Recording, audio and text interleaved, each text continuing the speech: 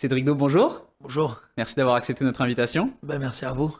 Donc, vous avez 26 ans, vous êtes boxeur professionnel en Muay Thai. Vous totalisez 48 combats, 41 victoires pour 7 défaites. Donc, après 7 années passées en métropole, vous êtes revenu sur le Caillou il y a à peu près un an Voilà, c'est ça. pour monter votre club de boxe, le CD Fight Academy, qui est à Mm. Wemo. Voilà, c'est ça. Mais vous n'avez pas tiré un trait sur votre carrière professionnelle pour autant, puisque malgré la pandémie mondiale qui vous empêche de remonter sur le ring depuis un peu moins de 2 ans, vous avez un retour qui est programmé le 5 mars prochain près de Nancy, lors d'un gala international, c'est ça? Voilà, c'est ça. Et bon, déjà pour commencer, est-ce que vous pourriez nous retracer un peu votre parcours sportif pour ceux qui ne vous connaissent pas? Il me semble que vous avez commencé par le judo quand vous étiez petit. Voilà, quand j'étais petit, c'était à l'école. J'ai commencé par le judo, dans les sports à l'école. Et donc j'ai commencé par le judo. Ensuite, j'ai commencé à faire des bonnes choses dans le judo. Donc à 16 ans, je suis parti en France pour un sport études judo. Et ensuite, j'ai continué dans le judo pendant un an ou deux, un an et demi à peu près. Mhm. Et ensuite, j'ai découvert la boxe en France, la boxe thaïlandaise. Et là, du coup, vous avez décidé de faire carrière là-dedans.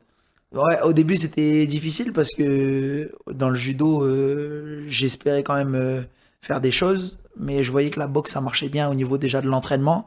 Et quand j'ai fait un combat, deux combats, trois combats, j'ai senti que en boxe, je pouvais m'investir et faire des bons résultats. Et bah, aujourd'hui, je regrette pas d'avoir fait ce choix. Ouais, vous avez été champion du monde amateur de boxe thaï en 2015, champion de France chez les professionnels en 2017. Donc j'imagine que le choix est plutôt bon. Oui, voilà. Ouais, ouais, c'est un choix que je regrette pas par rapport à la pratique et même par rapport aux résultats, je suis content. Et là, donc, votre dernier combat professionnel, c'était le 8 février 2020. Donc ça remonte un peu. C'était d'ailleurs au même gala international, l'Empereur Shock-D auquel vous allez participer le 5 mars prochain. Vous aviez gagné par KO dès le premier round contre le Roumain Nicolae Dragos. Cette fois-ci, ce sera qui votre adversaire? Là, pour le moment, l'organisateur, il n'a pas encore dévoilé l'adversaire. Moi, je sais qui est mon adversaire. Donc, j'ai déjà commencé à étudier un peu l'adversaire. Il fait partie du top 3 des moins de 81 kilos en France. Mhm. Donc, le combat, il se fera à 77 kilos. Il descendra au poids et moi, je monterai de catégorie Ok, donc pour vous l'affronter. rejoignez au milieu. Voilà, c'est ça. Ok. Et qu'est-ce que vous savez d'autre sur lui pour l'instant?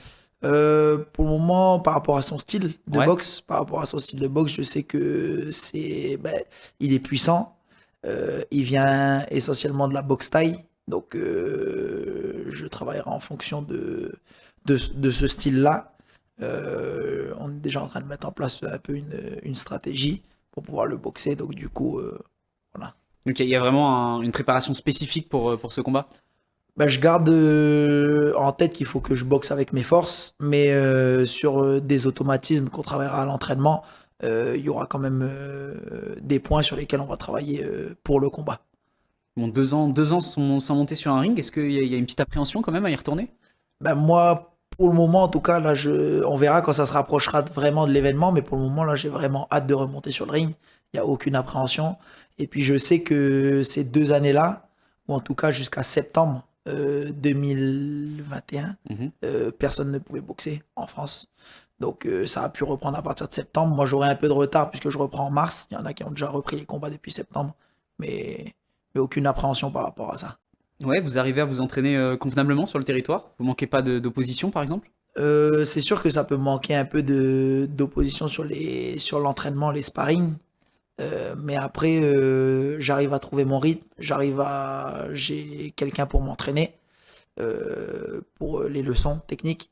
Donc du coup, j'arrive quand même à me maintenir et même sur la préparation physique, je suis suivi par une coach. Donc du coup, j'arrive à maintenir mon niveau physique, technique. Et après, c'est sur l'opposition que j'essaye de combler un peu. Ouais, ça ressemble à quoi une semaine dans la vie d'un boxeur pro? Là, c'est plus compliqué dans le sens où je m'entraîne peut-être un peu moins qu'avant, Mhm. puisque j'ai mon travail à côté. Mais en gros, c'est 5 séances de boxe dans la semaine et 3 4 séances de préparation physique. Donc ça fait 8 à 9 entraînements par semaine.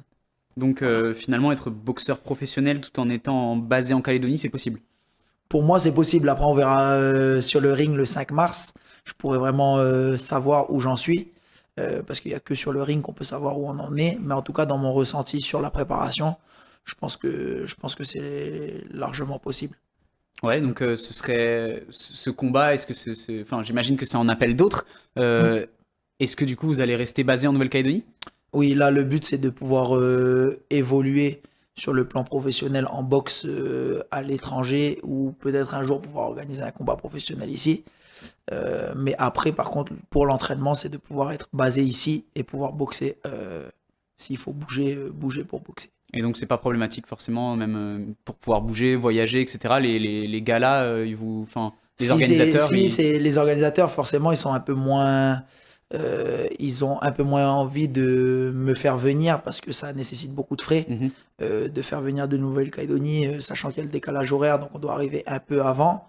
C'est pas si j'étais déjà en Europe, j'arriverais 2-3 jours avant, il y aurait que 2-3 jours d'hôtel à payer. Là, j'arrive 10 jours, voire 2 semaines avant pour le décalage horaire, pour pouvoir m'acclimater. Les billets d'avion, la prime de boxe, donc ça engendre beaucoup de frais.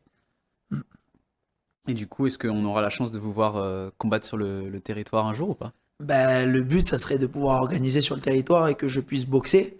Là, avec mon club sur place, on devait organiser un petit gala local. Et le but, c'était d'en organiser plusieurs et à terme de faire un gala international sur le territoire et que je puisse boxer. Après, ça, pareil, ce sera une grosse organisation. Il faut trouver beaucoup de partenaires pour pouvoir mettre ça en place. Mais c'est l'objectif en tout cas.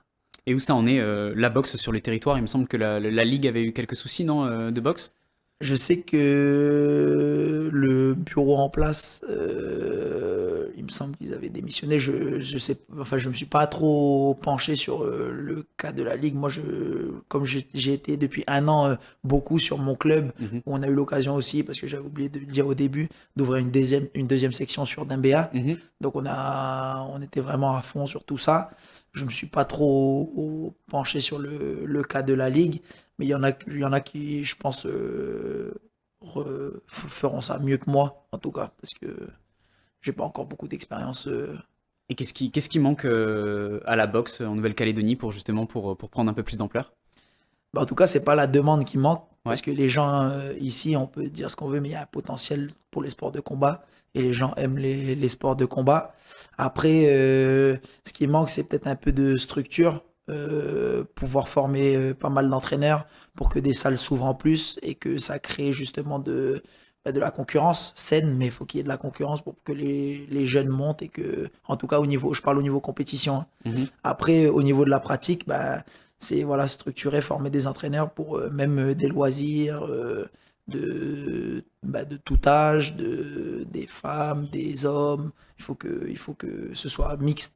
Parce Et qu'il y a vraiment une partie fitness, non, qui s'est vraiment développée dans la boxe aussi. voilà, en tout cas, dans les autres pays, ça s'est beaucoup développé.